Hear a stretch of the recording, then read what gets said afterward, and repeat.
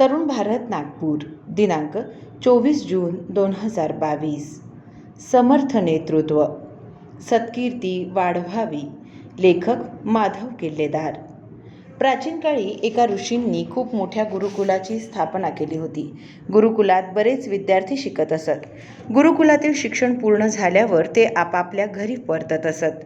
गुरुकुलातील शिक्षण पूर्ण झाल्यावर गुरुदक्षिणा म्हणून त्यांचे गुरु त्यांना 3 गोष्टींचा शोध घ्यायला लावत. त्या 3 गोष्टी म्हणजे मानव, दानव आणि देव यांचा शोध घेणं. अनेक वर्षांपासून गुरुकुलातून अनेक विद्यार्थी शिक्षण पूर्ण करूनही त्यांना गुरूंना अपेक्षित असलेली गुरुदक्षिणा देऊ शकले नव्हते. परंतु तरीही गुरूंनी अपेक्षा सोडली नव्हती. त्या गुरूंना खात्री होती की एके दिवशी त्यांच्या गुरुकुलातील विद्यार्थी या 3ही वृत्तींचा शोध घेतील. एक सर्वोत्तम विद्यार्थी हा शोध घेऊन दाखवेल आणि त्याची इच्छा पूर्ण करेल. ते विद्यार्थ्यांना मनापासून शिकवित असत. चांगले विद्यार्थी पारखून घेत असत, पण तरीही त्यांना अपेक्षित असलेलं फळ मिळालं नाही. अचानक एके दिवशी आश्रमाच्या बाजूला असलेल्या नदीला पूर आला. पहाटेच्या वेळी नदीतील पाणी आश्रमात शिरलं. काही काळाच्या आतच आश्रमात सगळीकडे पाणीच पाणी दिसू लागलं. पाण्याची पातळी वाढू लागली. आश्रमात सगळाच गोंधळ उडाला. सर्व विद्यार्थी गुरूंच्या कुटीकडे धावले. पहाटेच्या वेळी गुरु ईश्वराचं ध्यान करीत होते. बाहेर सगळे विद्यार्थी आरडाओरडा करीत होते. त्यांना वाटलं की आपले गुरु पाण्यात बुडाले तर नाहीत.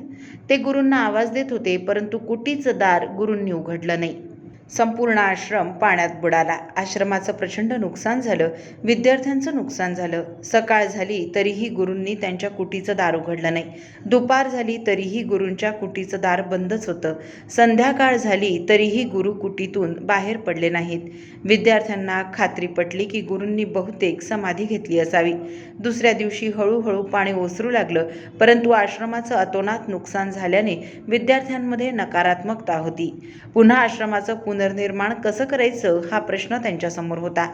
त्यांनी या बाबतीत बैठक घेऊन प्रश्न सोडवायचं ठरवलं, परंतु या बैठकीबाबत काही विद्यार्थ्यांच्या मनात शंका उत्पन्न झाली. विद्यार्थ्यांच्या मनात शंका उत्पन्न झाल्यामुळे सर्व विद्यार्थ्यांनी राजाकडे जाऊन आपल्या समस्येचं समाधान शोधावं असं ठरलं. त्यानुसार सर्व विद्यार्थी राजाकडे गेले. राजाने शांतपणे त्या विद्यार्थ्यांचं म्हणणं ऐकून घेतलं. त्यावर राजा आणि त्याच्या मंत्रिमंडळाने विचार केला. त्यानुसार असं ठरलं की आश्रमाच्या पुनर्निर्माणाबाबत विद्यार्थ्यांना आर्थिक मदत म्हणून धनराशी देण्यात यावी. यानुसार त्या विद्यार्थ्यांना राजाने धनराशी दिली. विद्यार्थ्यांनी राजाचे आभार मानले. धनराशी मिळाल्यावर पुन्हा सर्व विद्यार्थ्यांची बैठक झाली. त्यात त्यांचे 3 गट पडले. त्या 3 गटातील पहिल्या गटाचं म्हणणं असं होतं की राजाने दिलेल्या धनराशीचा थोडा वापर आश्रम निर्मितीकरिता करावा आणि इतर धनाचा वापर वैयक्तिक स्वार्थाकरता करावा. दुसऱ्या गटाचं म्हणणं होतं की राजाने दिलेल्या धनातून आश्रम निर्मिती करण्याऐवजी आपण त्या धनातून शस्त्र खरेदी करावी आणि राजाविरुद्ध युद्ध करावं, राजाला पराभूत करावं आणि संपूर्ण राज्य जिंकून संपन्न आयुष्य जगावं. तर तिसऱ्या गटाचं म्हणणं होतं की राजाने दिलेल्या धनातून एक नव्हे तर अनेकानेक आश्रम निर्माण करावेत आणि आपल्या गुरूंनी आपल्याला शिकवलेली विद्या अनेकानेक विद्यार्थ्यांना शिकवून शक्तिसंपन्न समाज निर्माण करावा. या 3 गटांचं काही केल्या एकमत होत नव्हतं. त्यामुळे त्यांच्यात वाद झाले. त्या वादाचं रूपांतरण भांडणात झालं. भांडणाचं रूपांतरण संघर्षात झालं. पुढे क्रोधामुळे विचारशक्ती आणि विवेकशक्ती नष्ट झाल्यामुळे दुसऱ्या गटातील विद्यार्थ्यांनी गुरूंच्या कुटीला आग लावण्याचा प्रयत्न केला. पहिल्या आणि दुसऱ्या गटातील विद्यार्थी मात्र गुरूंची कुटी वाचवायला पुढे सरसावले. थोड्या वेळात राजा आणि त्याचं सैन्य त्या उद्ध्वस्त आश्रमात पोहोचलं. राजाला आणि त्याच्या सैन्याला घडलेला सगळा प्रकार समजला. राजाने उपद्रवी विद्यार्थ्यांना शिक्षा केली. त्या विद्यार्थ्यांनी राजाविरुद्ध युद्ध करायचं ठरवलं. राजाच्या सैन्याने त्यांचा पराभव केला. तेवढ्यात गुरु त्यांच्या आश्रमातून बाहेर आले. राजाने त्यांना घडलेला सगळा प्रकार सांगितला. गुरूंना काही क्षण वाईट वाटलं. आश्रमाची उद्ध्वस्त अवस्था पाहून गुरूंच्या डोळ्यात पाणी आलं. काही वेळाने ते तिथल्या उपस्थितांना उद्देशून म्हणाले की आपल्या आश्रमाचं पुरामुळे अतोनात नुकसान झालंय. तुम्ही विद्यार्थी राजाकडे मदत मागायला गेलात. राजाने सढळ हाताने तुम्हाला मदत केलीही. तुमच्यापैकी काही जणांच्या मनोवृत्तीत राजाने दिलेल्या धनामुळे बदल झाला. तुमच्यातील स्वार्थ जागा झाला आणि तुम्ही केवळ स्वतःचाच विचार केला.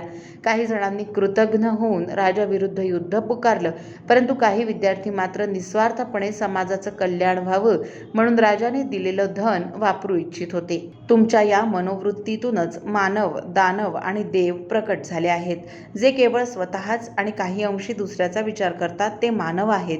जे स्वतःच्या स्वार्थापोटी इतरांना संपवण्याचा विचार करतात आणि केलेल्या उपकारांची जाणीव ठेवत नाहीत, कृतज्ञ होतात ते दानव आहेत.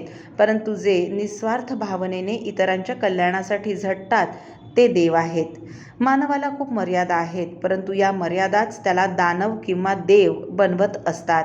मनुष्य जेव्हा नीतिमत्तेने शुद्ध आचरण करून आयुष्य जगतो तेव्हा तो ईश्वर स्वरूप होतो, माणसाचा देवमाणूस होतो. परंतु जेव्हा मानव मर्यादांचं उल्लंघन करतो, नीतिमत्तेचं पालन करत नाही, अशुद्ध आचरण करतो, तेव्हा तो दानव आहे. तर जो काही प्रमाणात स्वार्थी आणि काही प्रमाणात निस्वार्थी आहे तो मानव आहे. दानव आणि देव या दोन टोकाच्या मनोवृत्ती आहेत. मानव या दोघांच्याही मध्ये आहेत.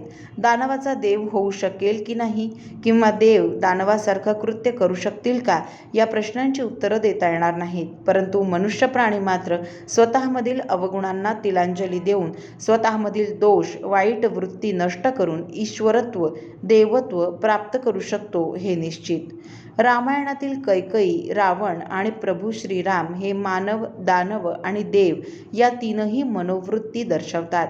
कैकेयीने क्षुल्लक स्वार्थापोटी प्रभू श्रीरामाला वनवासात पाठवलं, त्यामुळे दशरथ राजाचा मृत्यू झाला आणि तिला पश्चाताप झाला.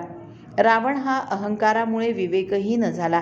त्याने स्वतःसहित स्वतःच्या कुळाचा नाश ओढवला. परंतु प्रभू श्रीरामांनी प्रचंड त्रास, दुःख, अवहेलना सोसूनही कैकेयी मातेविषयी कधीही मनात द्वेष किंवा सूडाची भावना ठेवली नाही. रावणाचा वध केल्यावरही त्यांनी सोन्याच्या लंकेचं राज्य स्वतःकडे घेतलं नाही. यातच प्रभू श्रीरामांचं देवत्व सिद्ध होतं. ज्यांना समर्थ नेतृत्व करायचं असतं त्यांनी प्रभू श्रीरामाचं चरित्र आचरणात आणावं. महाभारतात सुद्धा पांडव, कौरव आणि श्रीकृष्ण हे मानव, दानव आणि देव या तिन्ही वृत्ती दर्शवतात. मुळात कौरव, पांडव, श्रीकृष्ण यादव कुळात आणि त्या काळातील सगळेच लोक हे मानवच होते. परंतु स्वतःच्या कर्मामुळे, वृत्तीमुळे ते दानव किंवा देव बनले.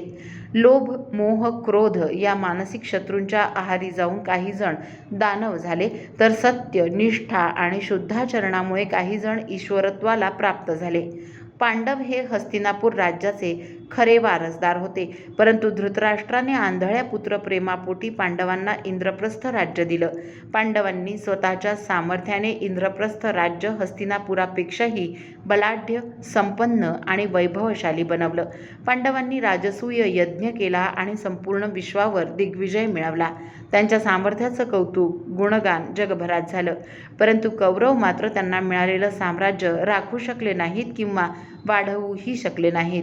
पांडवांविषयीच्या असूयेपोटी, द्वेषापोटी ते सतत पांडवांवर कुरघोडी करीत होते. अविचारी शकुनी मामा आणि कर्णासारखे विवेकशून्य मित्र मिळाल्याने कौरवांनी पांडवांना कपट करून द्यूतात हरवलं. त्यांचं साम्राज्य जिंकून घेतलं. त्यांना वनवासात आणि अज्ञातवासात पाठवलं. अज्ञातवास पूर्ण झाल्यावरही ते पांडवांना त्यांचं राज्य द्यायला तयार नव्हते. पांडवांनी मात्र त्यांच्यावर होत असलेल्या अन्यायाला सत्य आणि निष्ठेने उत्तर दिलं. द्यूतात पराभूत होत असतानाही ते नीतिनियमानेच वागत होते. वनवासात असतानाही त्यांनी वयम पंच अधिकशतम म्हणत कौरवांची गंधर्वांच्या संकटातून सुटका केली. पांडव हे सत्याच्या मार्गाने चालत असल्यानेच ते महाभारताचं युद्ध जिंकले आणि संपूर्ण विश्वावर पुन्हा स्वतःचं राज्य स्थापन करू शकले. भगवान श्रीकृष्णांनी सुद्धा मानवी अवतारात अनंत दुःख आणि यातना सोसल्या. परंतु भगवंत हे निर्लोभ आणि निर्मम असल्याने त्यांनी कधीही यादवांचा राजा म्हणून स्वतःला मिरवलं नाही. यादव कुळाचा उत्कर्ष आणि अपकर्ष त्यांच्यासमोरच झाला. पांडव सन्मार्गाने चालत होते म्हणून भगवान श्रीकृष्णांच्या कृपाशीर्वादाला ते पात्र ठरले. शिशुपालाचे अपराध त्यांनी दिलेल्या वचनानुसार क्षमा केले, पण त्यानंतर त्याचा वधही केला. जरासंधाला अनेक वेळा पराभूत केलं. द्वारका नगरी वसवली. योग्य वेळ येताच जरासंधाला दंडही केला. यादवी युद्ध भगवान श्रीकृष्ण थांबवू शकले असते, परंतु यादवांच्या अशुद्ध आचरणाने त्यांनी ते थांबवलं नाही. नियतीच्या नियमात, कर्माच्या सिद्धांतात त्यांनी हस्तक्षेप केला नाही. मानव समाजाचं कल्याण त्यांनी साधलं. म्हणूनच आजही सहस्रावधी वर्षांनंतरही ते सर्वच मानव समाजाला पूज्य आहेत. श्री समर्थ श्रीमद दासबोधात याविषयी असं म्हणतात की सत्य मार्ग सांडू नये, असत्य पंथे जाऊ नये. कधा अभिमान घेऊ नये असत्याचा, अपकीर्ती ते सांडावी, सत्कीर्ती वाढवावी, विवेके दृढ धरावी वाट सत्याची. म्हणजे सत्यमार्ग सोडू नये, असत्याने वागू नये, खोट्या गोष्टींचा अभिमान मिरवू नये, अपकीर्ती होऊ नये असंच वागावं, सत्कीर्ती होईल असं वागावं, विवेकाने सत्याचा मार्ग अनुसरावा. समर्थ नेतृत्व या सदरातील माधव किल्लेदार यांचा हा लेख आपण तरुणभारत.net या संकेतस्थळावरही ऐकू शकता. असेच अभ्यासपूर्ण लेख ऐका फक्त डिजिटल तरुण भारतसोबत.